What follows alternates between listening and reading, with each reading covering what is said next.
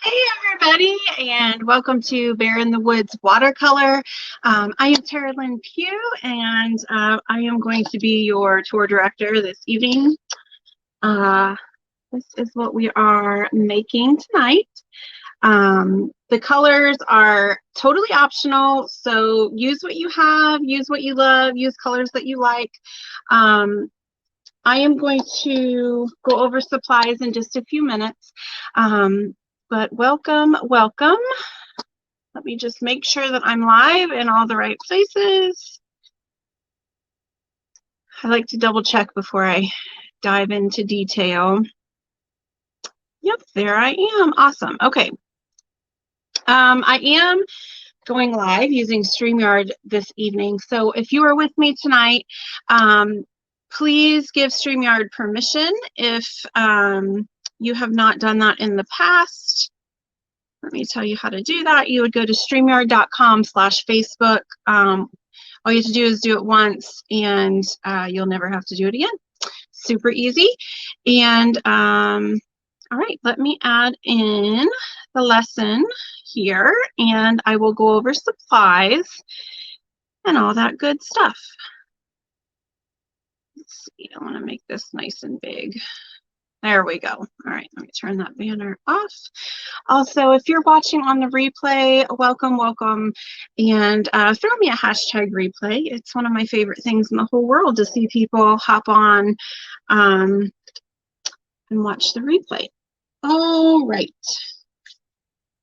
Get all my goodies this evening. Okay. My hair is driving me crazy. My pen keeps falling out. Hi, Terry. So glad you're here tonight.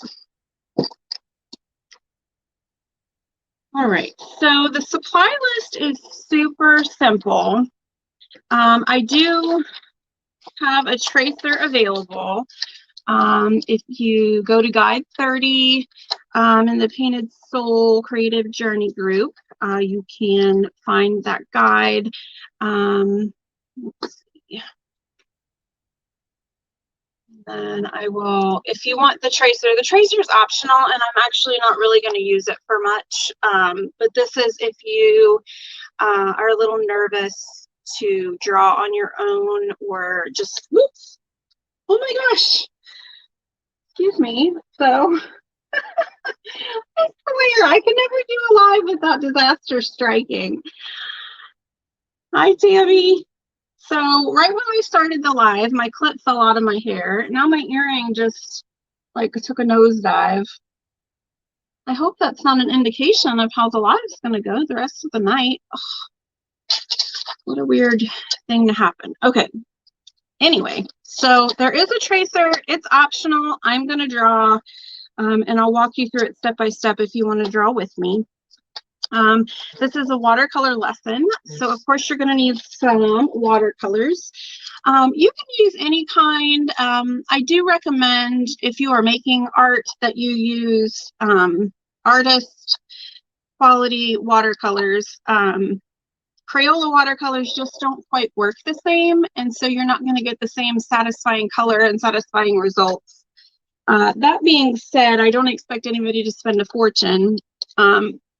And this tin is actually, put it up to the camera. It's called Prima Confections is the brand. The color is called the Classics. And I use this probably more than any other watercolor set that I have. Watercolors also come in tubes. They come in liquid. Use what you like. Use what you have. That is absolutely fine. Since we're using watercolor, obviously, you're going to need some water, and then watercolor paper. And I'll talk a little bit about watercolor paper just for those who are interested.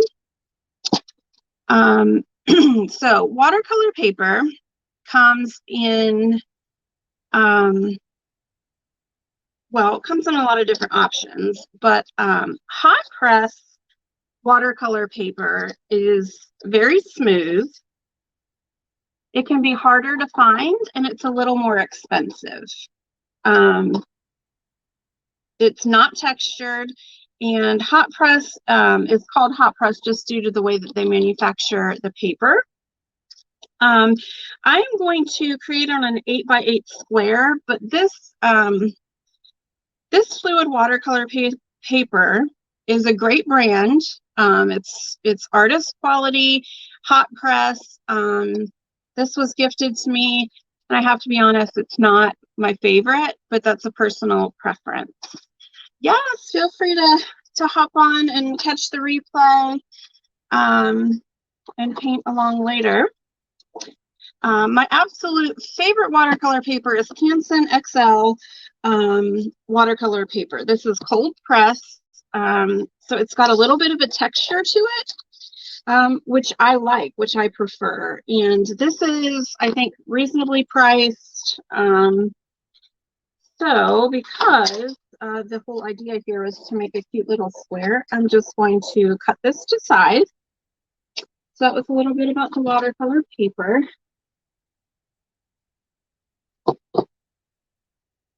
So you don't have to cut it. I like it on the square. So I am going to cut my square out of my Canson paper because that's what I want to use this evening.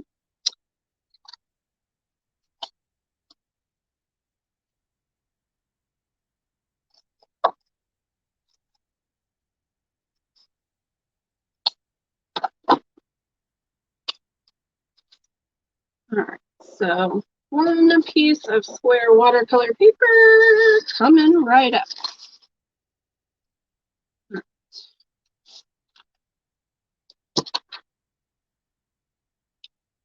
And then the last thing I'll talk about before I get too much further, hi Melanie, glad you're here, is paintbrushes. You can certainly use any kind of paintbrush that you like. My favorite watercolor brushes are Royal and Langnickel Aqualon. They're not really expensive, but they're not super cheap. But that's what I'll be using this evening. Most acrylic brushes will work fine for watercolor, but the one thing that I would recommend is that if you are going to actively be using watercolors on some lessons and acrylic on some lessons, I would encourage you to have two sets of brushes because acrylic paint and the mediums that go along with it are very, very rough and difficult on the brushes. And watercolor, you want the brushes to be nice and fine and soft and smooth.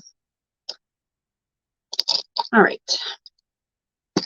So you need paper, watercolors, water, paintbrushes, paper towels or towel to wipe off your paint.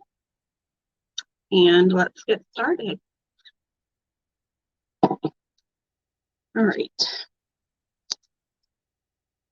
I'm going to grab a pencil. And you can use a tracer if you want to, but we are going to make a circle. I've got this fun little circle maker. Feel free to trace a plate or whatever it is you have nearby that's a circle. And I'm going to use the pencil, and I'm just going to go lightly because I don't want to see this line when I'm finished. This is just for me to get started. Just draw a nice big pencil on there. And it's hard to see on camera, but I did make a circle. And then the first technique that we're going to do is for the background, we're going to create kind of this fun, mottled, beautifully colored sky.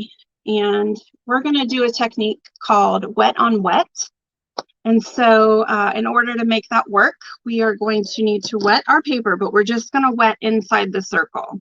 Hi, Carrie. Nice to see you. I've seen you on a few lives today. I think you must be busy being creative. All right, so just grab a brush here and you're just going to dip it in the water. And what we're going to do to start is we're just going to get the inside of the circle wet. Now we don't want to go over that line because we do not want our watercolor to run away.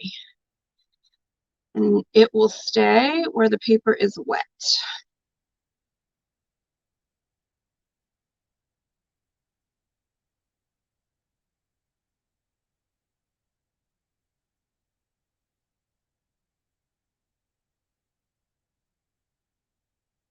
Obviously, I know you can't see the wetness on the camera because it's clear, it's transparent. But the idea here is you want it to be, you want the paper to be nice and wet and moist, but not runny. Like you don't want it to run down if you were to pick it up. So we're just going to get this nice and saturated. I usually make 2 layers of water because the paper will absorb that first one in fairly quickly. Hey, Karen. Hey, Charlotte. It's nice to see everybody tonight. I'm super excited to sit down and paint with you all. I have been sitting in traffic on the highway since, I don't know, I got in my car to leave at 3 o'clock and to do school pickup, and I just got home literally at like 5:45. The traffic was terrible, so super nice just to take a deep breath and paint with you guys. All right, so my paper's nice and wet here. As I prepare my paint, some of that's gonna soak in. I might need to add some more, but for now that's good.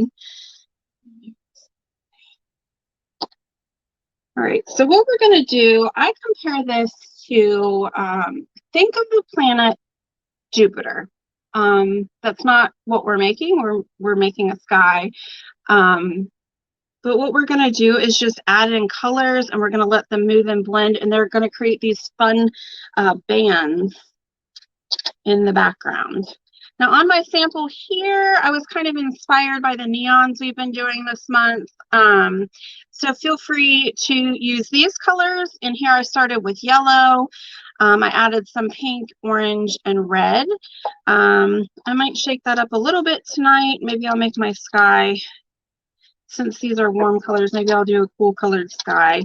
I do like the yellow. I think that kind of reminds me of the setting sun. So right here, I know it's difficult for you to see my circle. So I'm just going to tap it into the wetness. So this is the size of my circle. So I just added a little yellow just below center of my circle. And you can see it's moving and bleeding. And that's what I want it to do.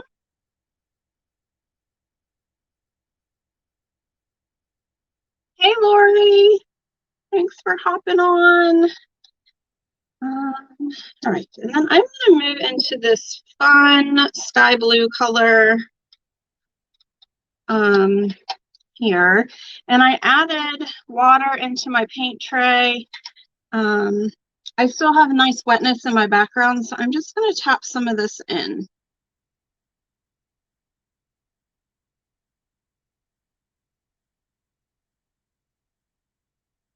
And if you feel like your background is getting too dry, do not be afraid to tap in some water.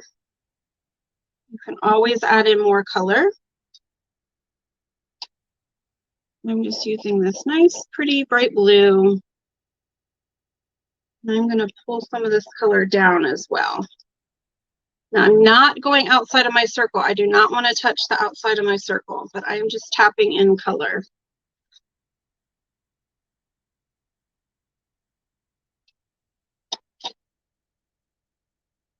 So as the sky gets dark, maybe it's going to turn into this fun purple. And so I'm going to tap in some purple, some water. I want this to be nice and wet, just taking care not to go outside of my circle. Again, think of Jupiter when you're painting this, how you just want different patches of that wispy color, different lines. I don't want to see a lot of that white background. Yes, I think watercolor is very peaceful. It always adds kind of a nice softness If you're using the same colors I am, I would just be cautious. You do not want to mix your yellow with your purple. That will make brown. But feel free to tap in some water spots. If you feel like as your color is drying, it's lightening. Watercolor does that when it dries. It gets a little lighter. So don't be afraid to maybe add in more color, more pigment.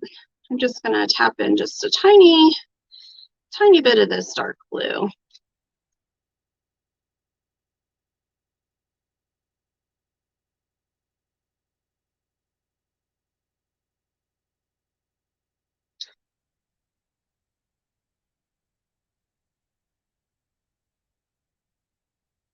Now I've got my circle pretty much filled in. I'm going to go back and I'm just going to get some more pigment. So now I've got my colors laid out. You can see they're kind of moving and blending. I'm just going to get some more of this pigment and I'm going to tap it in. Purple over the top of where purple goes. And this is just going to darken it up a little bit. Down here at the bottom, it's a little dry, so I'm going to tap in purple with a little bit of water. Let it moves a little bit.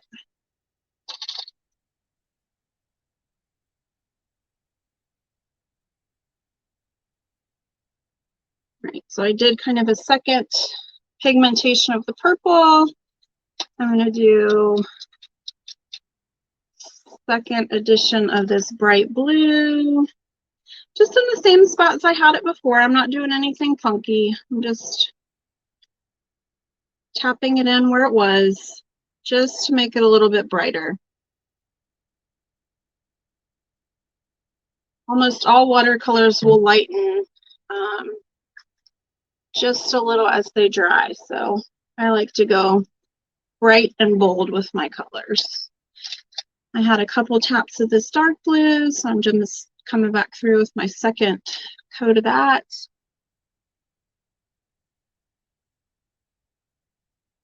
I'm not really thinking a whole lot about the marks that I'm making. I'm just dabbing in the color, just dabbing it in.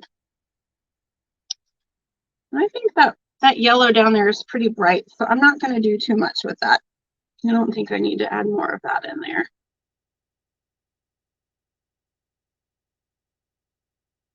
All right. Now that my color's placed, I am just going to go kind of closer with my eye. And my brush is damp. I'm not going to wipe it off on my towel, but I'm just going to get most of the water out. And I'm going to come through and I'm just going to kind of fix up the edge of my circle a little bit. Now that I've got the color placed in. So this is good. Maybe if your circle bled out just slightly, or if you didn't quite touch the edge. I just like to come through and make that circle nice and not going to be perfect, but clean it up.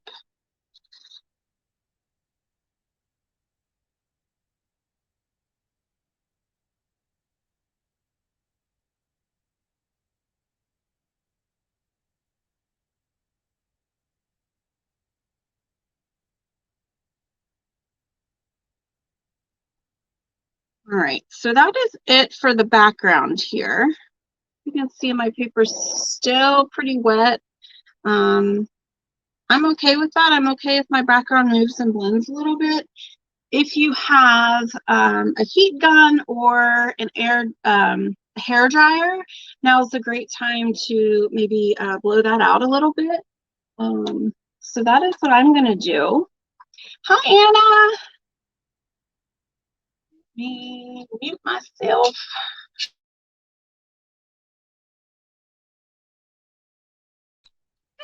I hope that's not too incredibly loud. I do like to keep it on low when I work with watercolors. If you have it on high, it'll move your watercolors around a little bit, but remember that's okay too. There's no right or wrong when we do this background. We're just moving and blending and having a good time. So here was my sample. Here's what I did tonight. And I'm going to mute this for just a minute while I dry.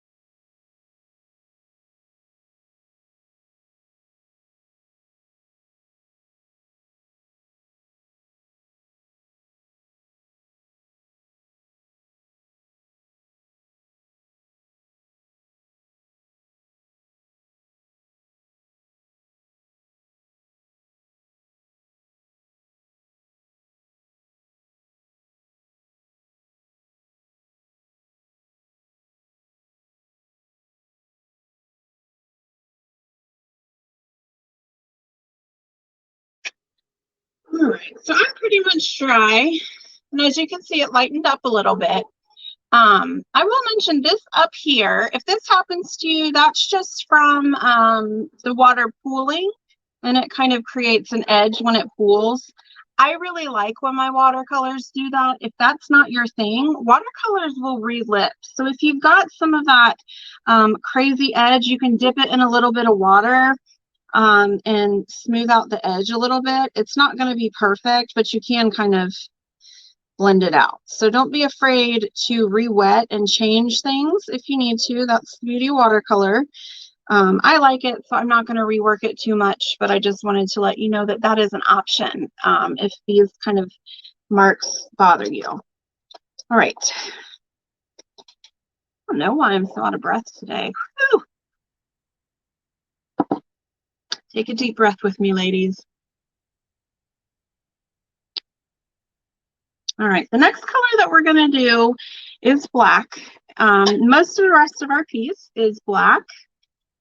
Black can be intimidating to work with, but we're creating the silhouette, so I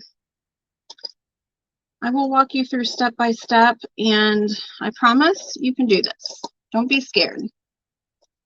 Just jump right in.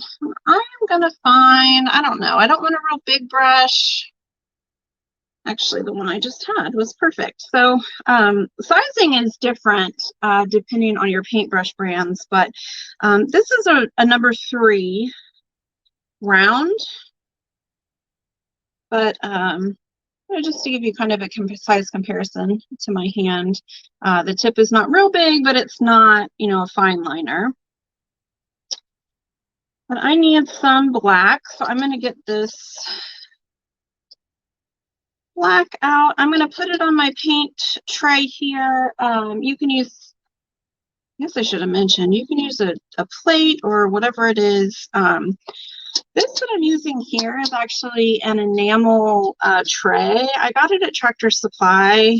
I don't know what it's supposed to be, but it works really well. This enameled metal works really well for watercolors. Hi, Kim. Glad you could join me. All right, so black is a very pigmented color. So I don't want to go like crazy right off the bat. So thin your black down just a little bit by adding water, of course. You want it to be nice and runny. Get some on your paintbrush and then, you know, tap it off. You don't want it to be dripping, but you want it to be nice and wet.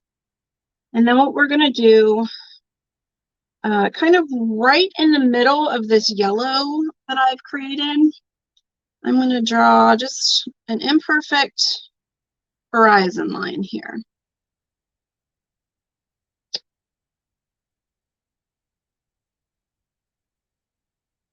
Now with the same brush, what I'm going to do is dip it into the water. And I am going to start adding water just below this horizon line. I want to make this bottom section nice and wet. And I'm just going to pull it down.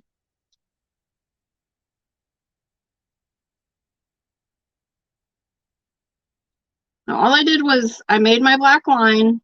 I didn't wash off my brush, but I added water. And I'm pulling this down.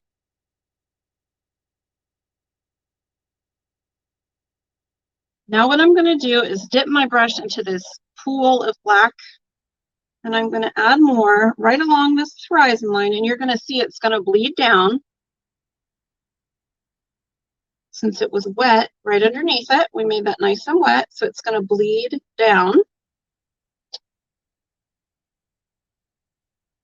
Now I'm going to lift my page up just a little bit, add a little more pigment. So dip into that black some more. I want my horizon line to be nice and dark. And then I'm going to add water, and I'm just going to tap in some water, and you're going to see this is going to drip down. I want to create drips. Now pay attention to your drips. They will typically stop where the edge of your water line was. So you might need to break that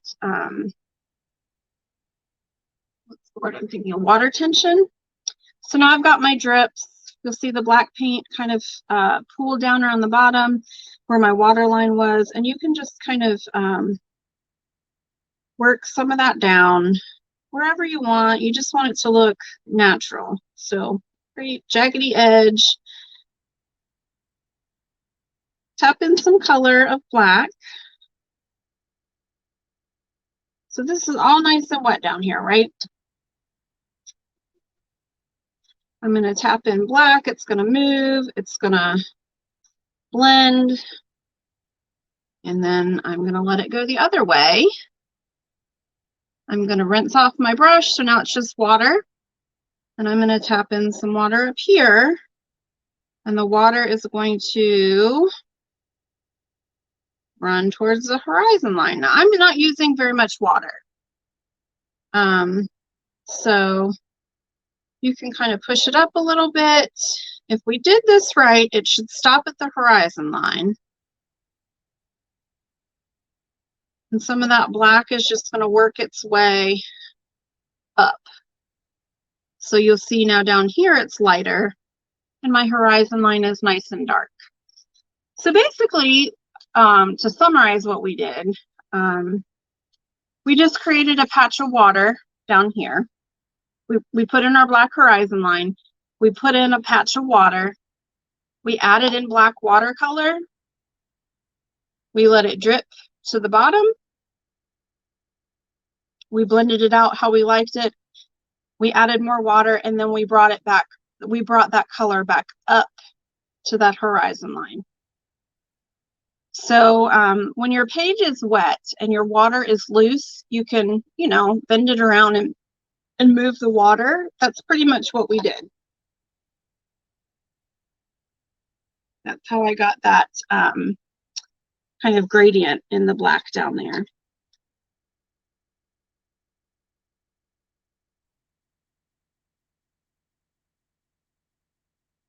I do like to let this dry for a second before I move on. So I'm going to take a deep breath. If you're on with me tonight, say hello and tell me where you're watching from. I always like to hear where people are watching from. I'm just going to let this dry for a moment. I am in Cincinnati, Ohio, and we had the most beautiful day today. It was cool, it was sunny, and it was a little bit breezy, so it was like a total fall day. It was awesome. Ooh, Florida. I haven't been to Florida in forever. Ooh, 2 of you are from Florida. Jealous. Georgia, Minnesota. Awesome.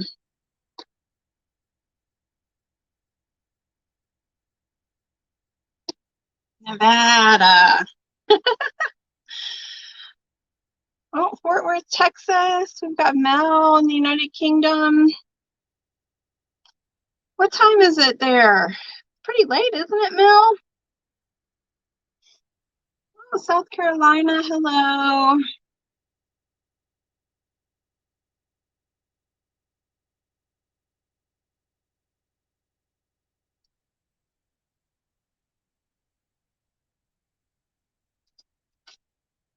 All right, so you can see here, I'll lift this up. Ooh, 11:30, it is late there. It still is a little wet, but it's dry enough that I can work on to the next step without too much issue. I just don't want it to be like a big, pooly, nasty mess. That's why I took a minute there. As long as you don't go too crazy, the watercolor paper handles a lot of the drying on its own. Still working with the black. If you have a small paintbrush, like I might go down one size from my 3. Let me see. Yeah, so here's a 2 just to make some fine tree lines, but if you don't have a smaller brush, don't worry about it. The beauty of using a round brush is if you go really lightly with the tip, you can create a really thin line. All right, so I've got plenty of pigment down here. Sometimes it'll dry up on you, so don't be afraid to add more water. And so I'm going to get some water on my paintbrush. And the first thing I'm going to do, I'm going to create some trees, and we're going to create dark trees and light trees because we want the appearance of depth. So the first thing I'm going to do is just pick where I want one of my trees to go. I'm going to tap some color into that blackness down there. And then I'm going to pull just a nice thin tree trunk up. Now we're going to work from our darkest trees to our lighter trees. So make sure you've got enough pigment on your palette here. You don't want your brush to be runny, but you want it to be nice and wet. Once you have your trunk, the way I like to make trees is really kind of haphazard. So what I do is I start at the top, and this is my thinnest area, and I just kind of tap in some paint. So I just kind of go tap, tap, tap, tap, tap, tap, tap. And if it smears a little, if it touches, I don't worry about it. So basically we want to create a nice, tall, thin triangle shape with this paint. So just tap it in. You can stop. Some trees, you can see the trunk really well. I usually bring mine all the way down. But I might try leaving a little bit of trunk today. So once I kind of have my general shape, you can kind of go in and just fill in a little bit of that center. It's always going to be fuller, closer to the trunk. And then I leave some of those stray marks kind of willy-nilly on the outside. So let me raise this up to the camera. So as you get close, you'll see the tree is not very detailed. It's just, and these have a few layers, but you can see just kind of the free, kind of wonky nature of these trees. They're not meant to be super realistic. We're giving the impression of these trees in the silhouette there. Yes, at night, Tammy, I'm sure it's a little warmer in North Carolina than it is here in Cincinnati. But at night, we get down to the low 40s. It gets really chilly. Really chilly. It's definitely fall here. All right, so I'm going to do another tree, and I'm going to change the size. I don't want to have two trees that are exactly the same. And it is a bear, but you can easily make it a wolf by giving it a kind of a bushy tail there. It's just a silhouette, so. All right. So get some more paint on your brush. I'm going to do another dark tree. This time I'll do a dark tree over here. So I'm going to tap some darkness into the ground. And then I'm going to create a trunk. This time my trunk's not going to go quite as far up. And then again, I'm just going to tap, tap, tap some spots into my tree.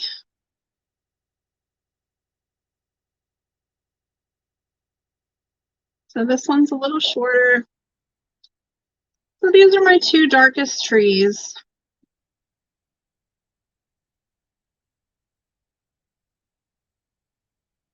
Now what I'm going to do is add some water. I want to thin this out. I want my black to be lighter. So I'm just going to add in some water, and that lightens the pigment. All right, so again, just tap in there. Add some darkness into that horizon line.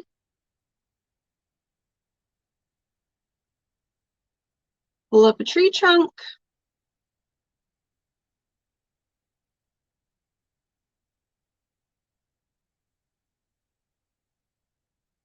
And tap down your branches.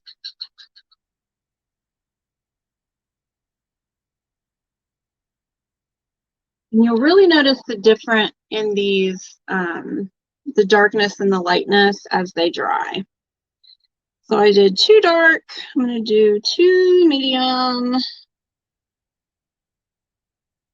following the same process, just dipping some down into the base,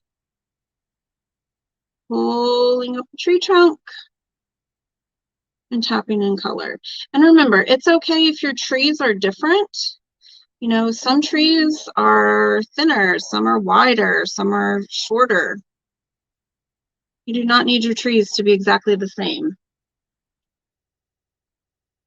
So maybe I'll do 3 of these mediums.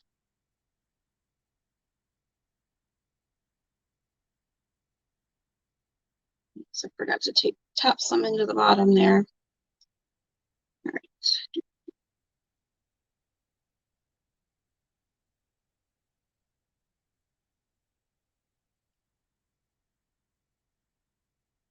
All right, so I've got 2 dark trees, 2 medium trees.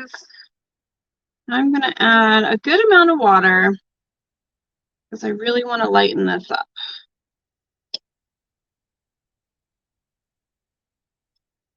And same technique. We're gonna dab down at the base. The reason why I like to dab into that horizon line is it really removes some of that pigment from the brush, some of that wetness, and allows us to make a nice thin line. Maybe this tree is like a super big tree. And you can add as many trees, as many layers of trees as you want.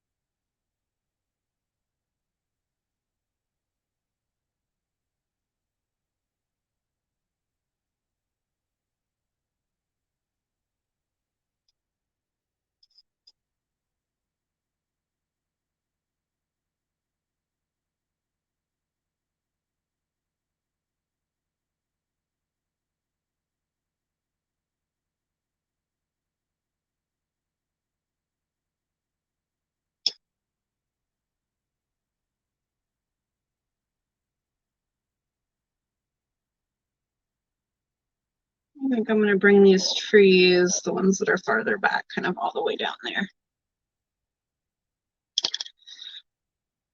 All right, so that is my first layer of trees. Now what I want to do is I want to darken the trees that are in my foreground. So I'm going to dip my brush into the water.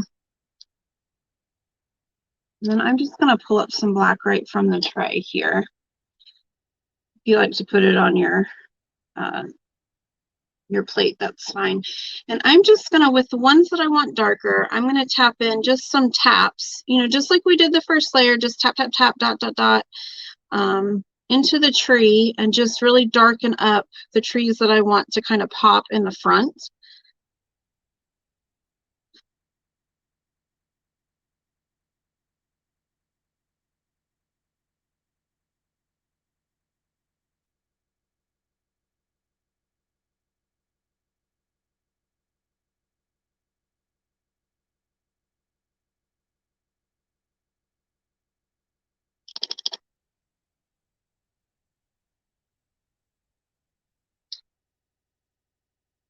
And then if you want, you can use some of this that you thinned out and maybe add it to your medium trees. Just add color here and there so that you have some that are really dark, some that are medium dark, and some that are like far away in the distance. You can adjust your trees however you want.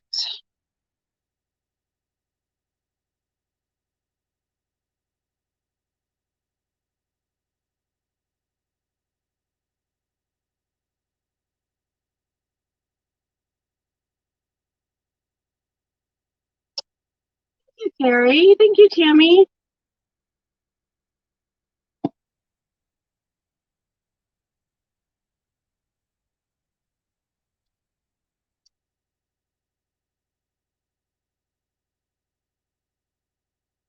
All right, the next step is this bear.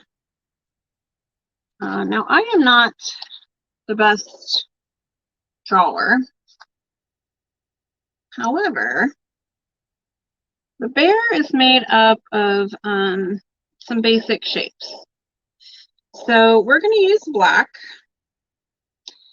And basically this bear shape is he needs, I'm just kind of showing you on an extra piece here how I make my bear. So bears kind of have this big old booty. So I make a large oval. And then they have kind of their chest area.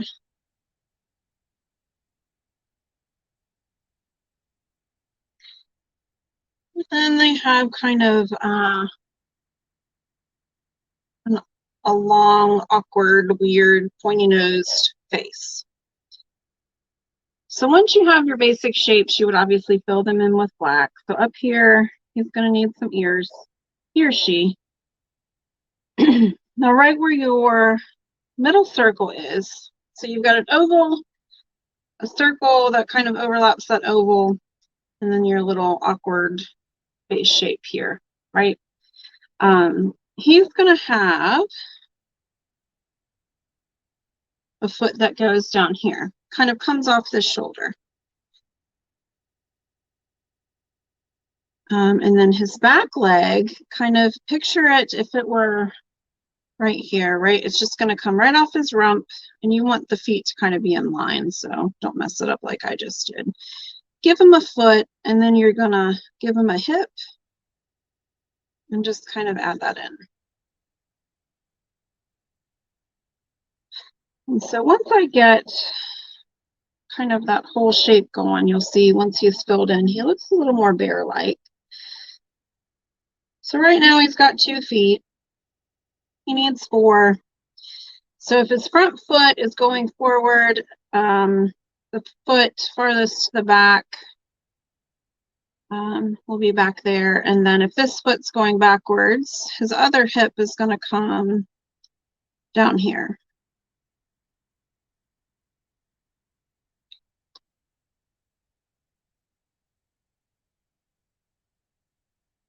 So ignore that little goof up down there, but that's my basic, I don't know, bear, could be a hippo kind of shape. Actually, I like his back leg to be a little more. And once I get it on there, I kind of fill it out. You know, I make bears are kind of big and furry and whatever, so I kind of fill out that shape a little bit. But that's a basic bear shape. The other option is that you can use your tracer. Just beware if your paper is wet. You don't want to put something on top of it and pull that color up or smudge it. So if you're going to use the tracer for the bear, cut this little guy out.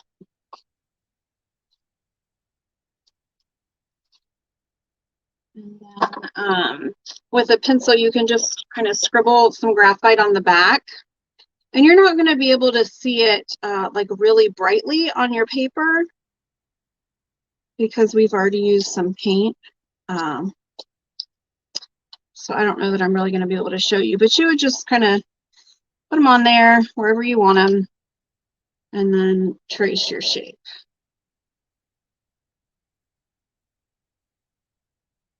I don't know if mine is really going to work for, I was trying to show you on the camera. But with dark colors, I don't know that you're really going to see much of a bear. I might do better just drawing it. All right, but that's the idea. All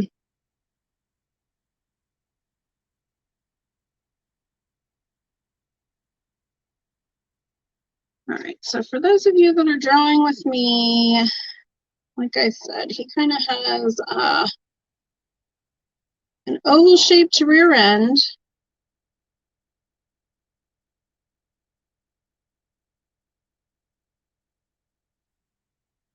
And then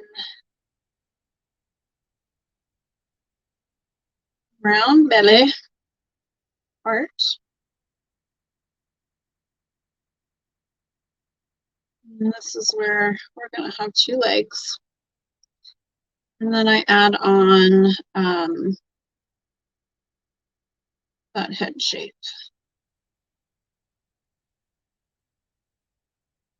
All right, so it's kind of like, it's almost like drawing an ant. That's really weird thing, really weird way to describe it. Hello, Michigan. How are you, Deborah? All right, so you have like your three ovals here. And then we're going to give them a back leg, which just comes right off that little rump there.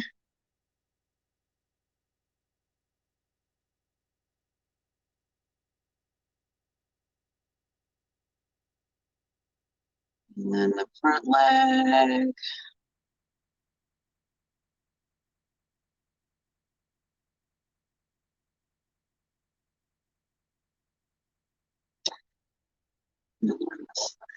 Remember, it's just a silhouette. It doesn't have to be perfect. It just needs to look like a bear from far away. I even sometimes just add that little ear on at the very end. Once you get your shape how you like it, you can make them nice and dark by adding another layer of black.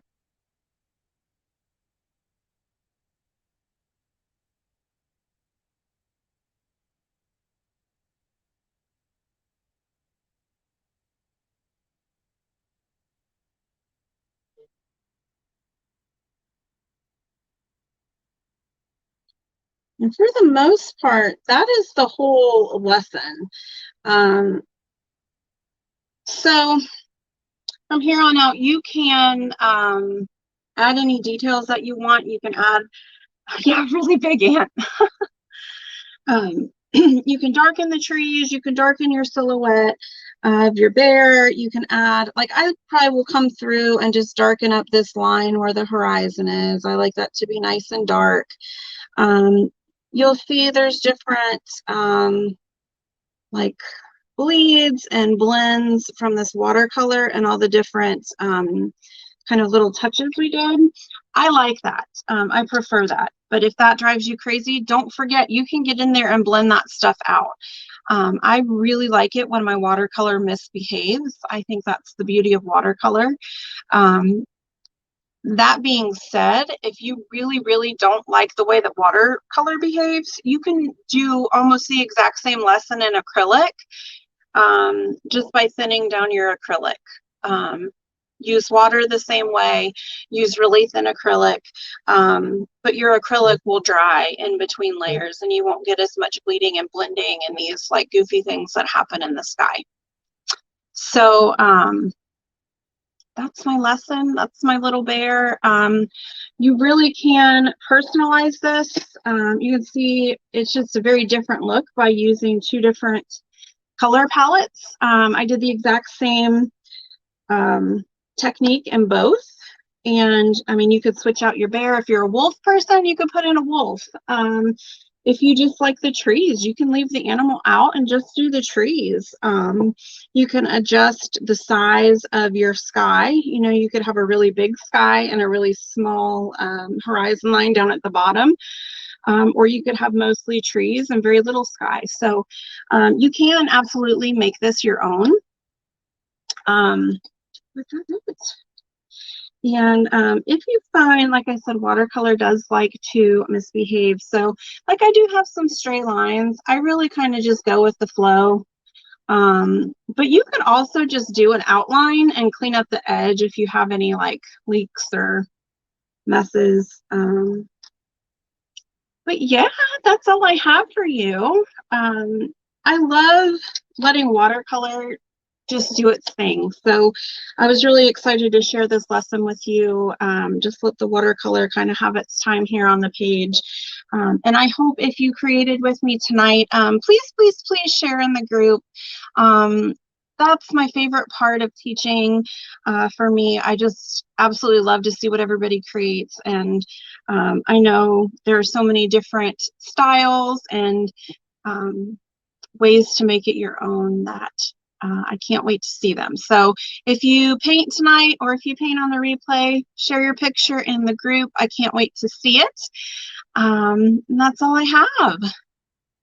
Have a good night, everybody.